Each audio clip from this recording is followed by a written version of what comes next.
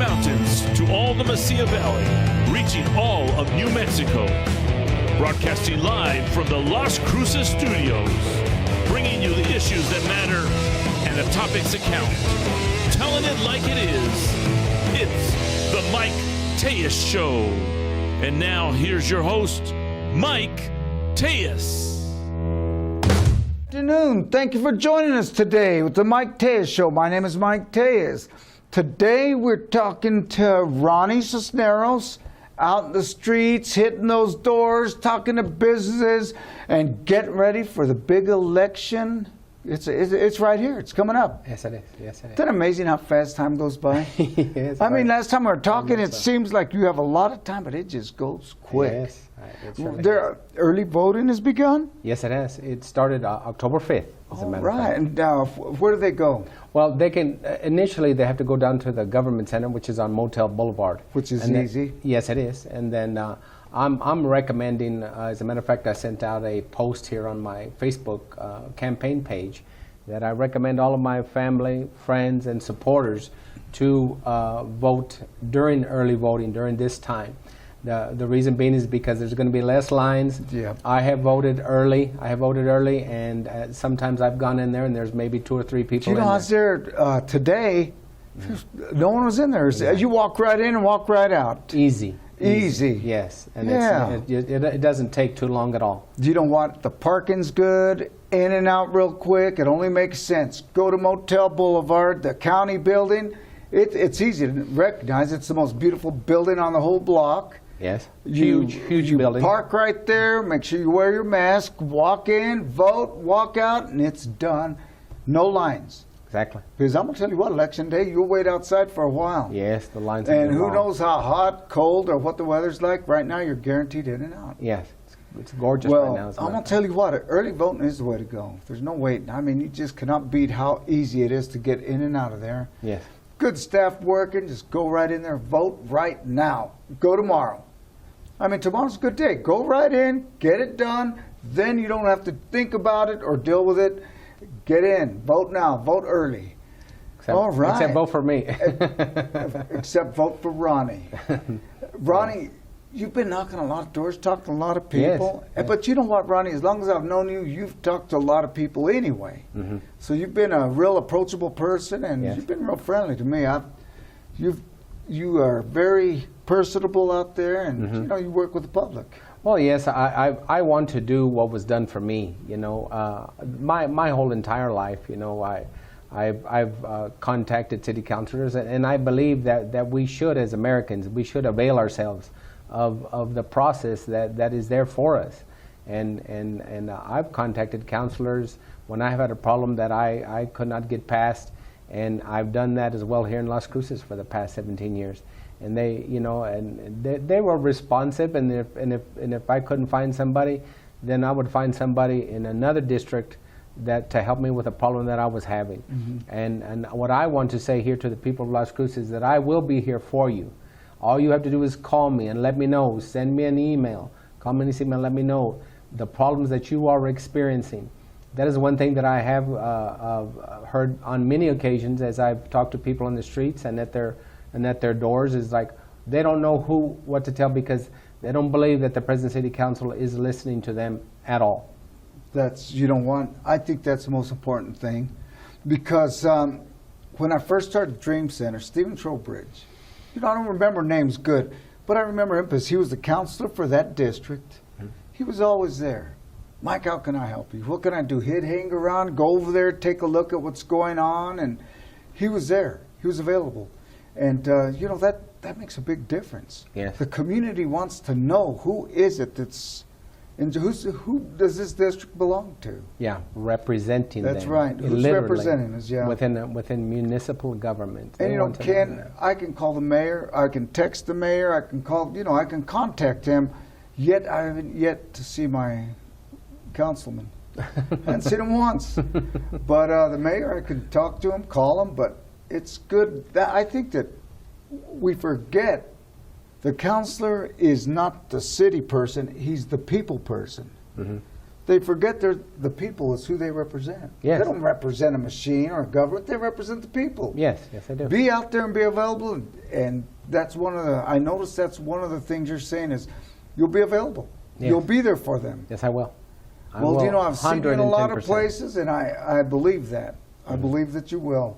And have you knocked a lot of doors? Yes. Talked to a lot of people? Yes, have talked to a lot of people, been to a lot of events. Did you go to the fair?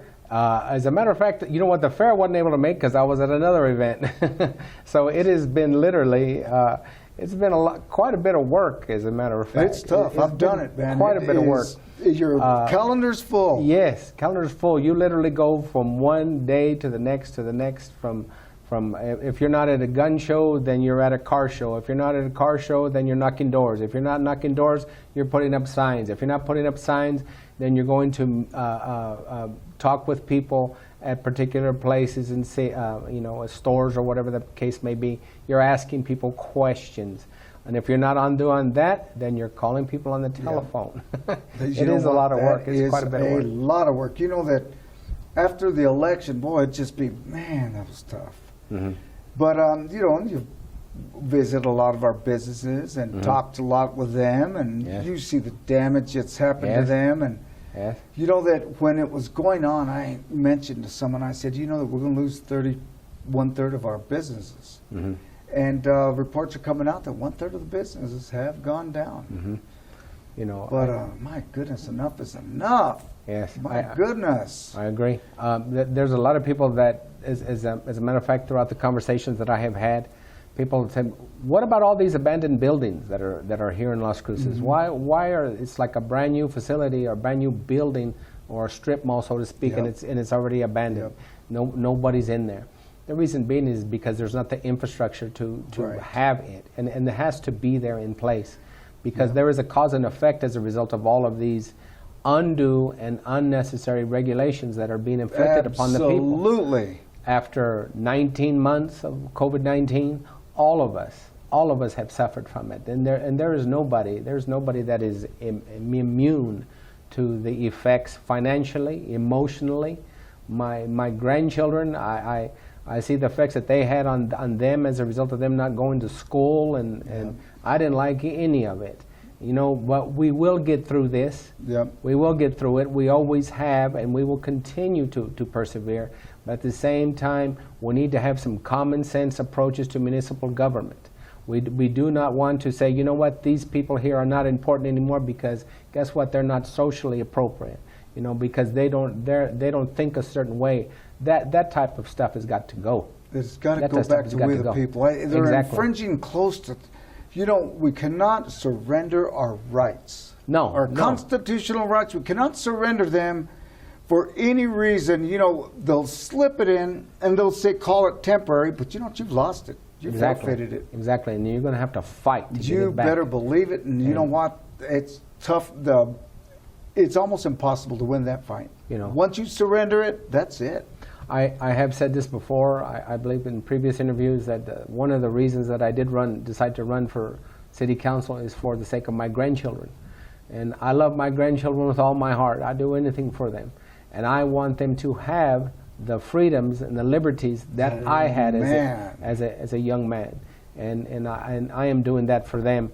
I'm an older person, needless to say. I've learned a few things throughout these times, and I worked in many different varied jobs, but I've always worked consistently throughout my entire life.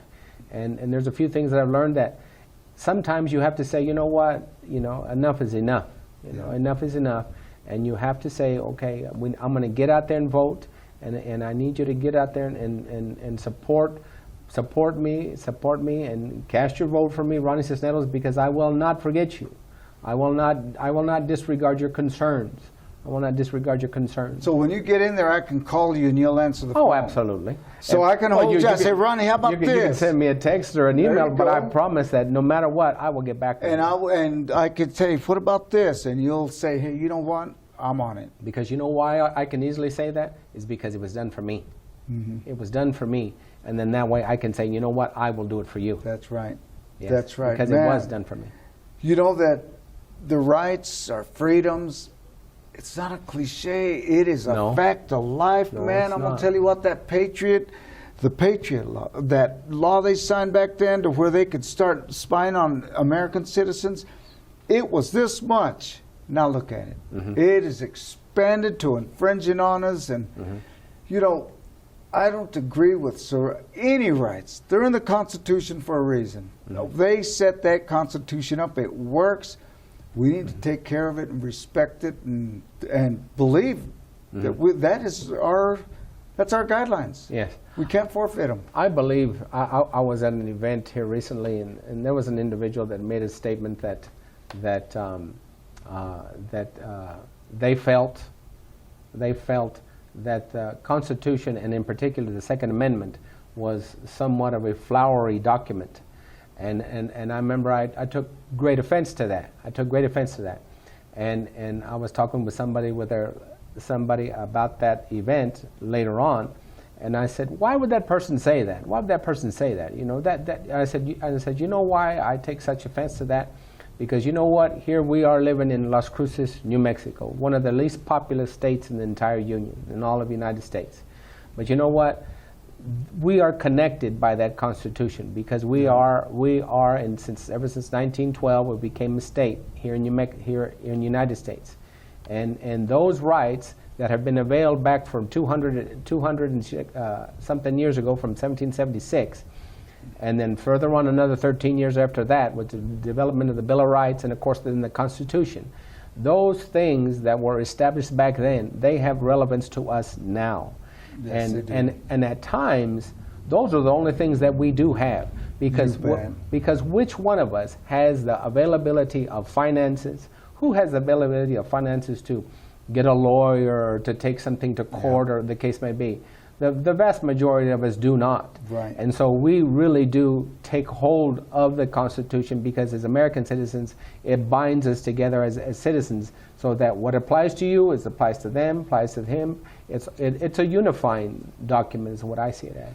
And no matter how bad our state has done, we're still protected by it. Yes, yeah. No matter where we're at, or how little, or how much, said it right there. no matter what, we are protected equally as much as the states that would do great. Exactly. Yes. And that's what makes that binding and good. Yes, I agree 100%. And you know what?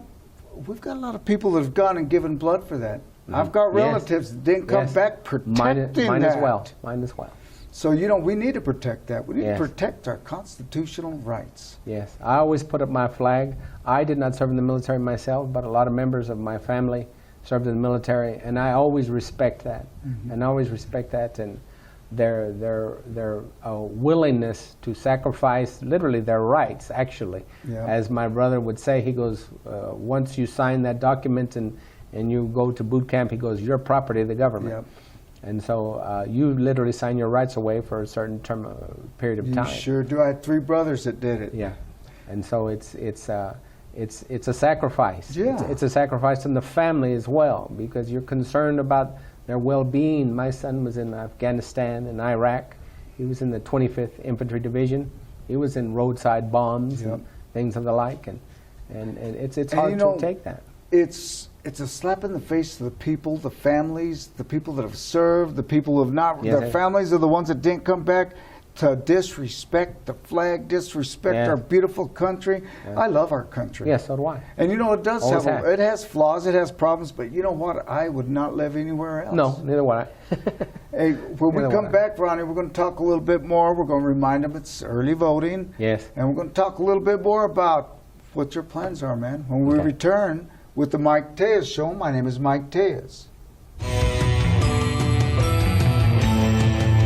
Hello, I'm Eloy Francisco Macha, candidate for School Board District 3. It is paramount for our schools in preparing our students for their pursuits, including university, trade school, or direct work, amongst others.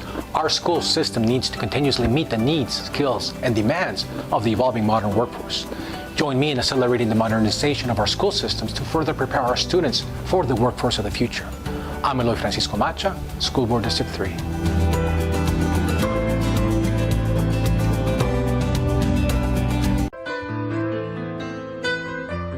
Hi, I'm Ray Bamberg with Here on Earth. I would like to invite you for a free hearing evaluation to our office. We've been here in southern New Mexico for 34 years helping people hear better.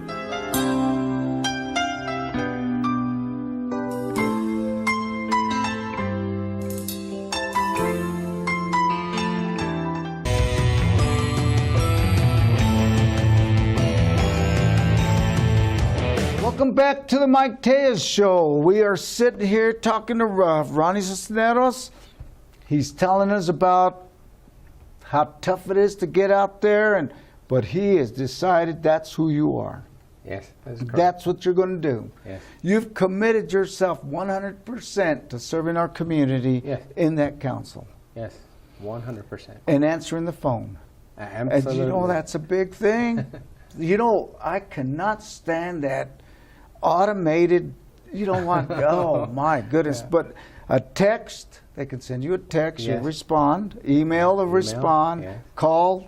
It may be tough, you may have to get back with them, but you will acknowledge and recognize you need to call them back. Absolutely. Like I was saying before, before we went to the break, I have called people, counselors or whatever, throughout my entire life, and I said, I've got a problem here, or whatever, and yeah, they may not get back to you the same day, but they'd always get back to you. Yeah. And that's, it's, you know, they You don't get want, back to you. that's, I hear you. And I will do the same as well. And you respect our police force and you Absolutely. back them. Well, Law good enforcement. grief, who are we going to call? Exactly. Yeah, someone gets in trouble, I want to call someone that's going to go over there. And Exactly. if someone's life is being threatened, it'd be nice to have somebody that'll go over there that doesn't call a social worker to go or Exactly. send a policeman where a policeman needs to go. Exactly. You know, that's part of my official platform is I endorse law enforcement without reservation because they are a bedrock of a civilized society. Yes, they are. And that will not change. You know, people can say that there are incidents here and incidents there, but you know what? You can say that there are incidents all over this Absolutely. entire world. Nobody is without fault. Exactly. And so for, you know, I will not, and also, and I've been on record as well to say that I will not armchair quarterback the police department either. I will not be one of those city councilors that all they got to do is call me because there's some type of complaint. This country, Las Cruces as well as the entire state of New Mexico, already has a system. There's already a system in place. I do not want to reinvent the wheel in regards to law enforcement. I want the police department to be able to do their job with the support of the community. And not only that, I want them to be able to do their job and be able to get some good wages, you know, because it is a dangerous job. It is a very dangerous job. I remember when those police officers were killed in Dallas, Texas. They were literally a terrorist assaulted them. Yeah, that was awful. I went down to the police department. I didn't know any of these people here, the police department. But I felt bad for them. Yeah. And you know what? Because you know how I would react if I was a police officer. I would be on edge. I would be on edge. And you know what? I bought $150 worth of Cokes and Gatorades and Right waters on. and things of this stuff. Hey, we need to be like that. And I took them down there. I took them down there and I gave them to them and I said, you know what? I said I understand. And I said, you know what? I said we don't want that stuff over here in Las Cruces. Whatever. I said I just want to let you know if you are ever having a problem, sing out, yell out, or whatever. Somebody's attacking y'all. I said I'll answer the call. You know that... and I'll answer the call as a city councilor. Every time I see them, I go up and I say, hey, thank you. We're behind you. Mm-hmm. And, you know, it doesn't hurt to be behind the people protecting us. Exactly. My goodness. They're already an institutionalized bedrock of any civilized society. They sure are. And you know what? There's no reason to remake Look around the the world and tell me, when they take that law enforcement out, what happens? It crumbles. Yes, it does. You know, and crime, I have been on that crime downtown, another shooting. Mm-hmm. Yes. My goodness, downtown, that brand new area. Mm-hmm. You know what? We need to support them, and we need to bring their numbers up to where they have enough officers. Exactly. Get them the cars they need, get the officers they need, and get them plenty of cars. You know, I don't know if this is something, but you know, because I've never been able to research what it is that they themselves have to pay for, you know, or whatever. But in terms of equipment, you know, the city needs to. They shouldn't pay for a thing. If we've got $4 million for Arts Council, if we've got $42 million here recently just came to the county up here in Doña Ana County, and then another $21 million just recently came here to the city of Las Cruces. And so we need to appropriately distribute those funds Yes, so that we we do. can help. And so what is the goal of a city councilor? So what is the goal of the city councilor? Is to establish long-term goals that provide for the safety and the prosperity of the citizens. And that's what that's doing. Because the police department, law enforcement is already an institution. All we need to do is maintain the institution. Maintain it, give it what it needs, give it the training that it needs, make the adjustments here and there, but let the police department do that. I don't want anything to be with, I am not one of those city councilors that is going to be an armchair quarterback to the police department. That's just not, you know why? Because I'm not a police officer myself. Right. I won't do that. And I think that we have a university right there. Let's pay for them to go in and get their associates. Let them go into the communication college. I'm a communication grad. They've got professors in there. They got programs in there that can teach you about the generational differences. And, if we want our police officers, the more we invest in them, the more they'll invest in our city. Exactly. Pay them right. Offer them some incentives. Associates, a bachelor's at the university. We need to try to maintain them and keep them. Yes. When Bill Yes, Matisse we was here, we were competitive with pay. We were in the top 5, I believe he said, of competitiveness with the pay. We need to get competitive again. Pay our officers. They should be paid well. Yes, they should be. It's a dangerous job. You I know bet. I wouldn't want to do it. And we need to do whatever it takes to keep them. And, I personally, I would find a way to get them housing in these questionable areas, free housing. Say, you know what, if you move to this neighborhood, and we'll let you take your car home, we'll pay your rent will be paid, you'll be taken care of, and you live as a presence in that neighborhood, and get them housing all around the city. You know what, if a policeman lives there, they're less likely to go messing around in that neighborhood. Yeah, it's true. Well, It's let's true. offer that as an incentive, and let's start thinking outside the box for a better. You were talking about neighborhood patrol. They got to get to know their community and their neighborhoods. Exactly. Last time we talked, you talked about that being something that you'd like to see happen. Yes, it's something to get together and to basically problem solve the things that are going wrong within Las Cruces. We need to address the increased level of crime that's going on: murders, shootings, robberies. I don't know about carjackings and things like that. There's car assaults. theft is Assaults. majorly up. It's over 100% up. So the only way that we can address that is we need to give law enforcement the support, the tools, the pay they need to get the job Absolutely. done. And would I be behind proactive policing? Absolutely. Would I be behind community policing? Absolutely. Yeah, why not? Absolutely. Why not get the community? And you're talking about going out back to the people. Well, why not help our policemen get into these neighborhoods and become familiar with the neighbors and get to know them? You know what? Who knows better what the problems are than the people who live in them? Yes, I agree. And I think the community policing, I think that's all excellent ideas you have there, and that's what needs to happen. We got a drug epidemic, blues, fentanyl.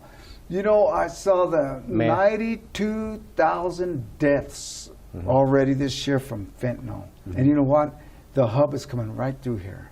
Yes. We need to, unless we support our police officers, unless they have enough staff to get out there and effectively handle it.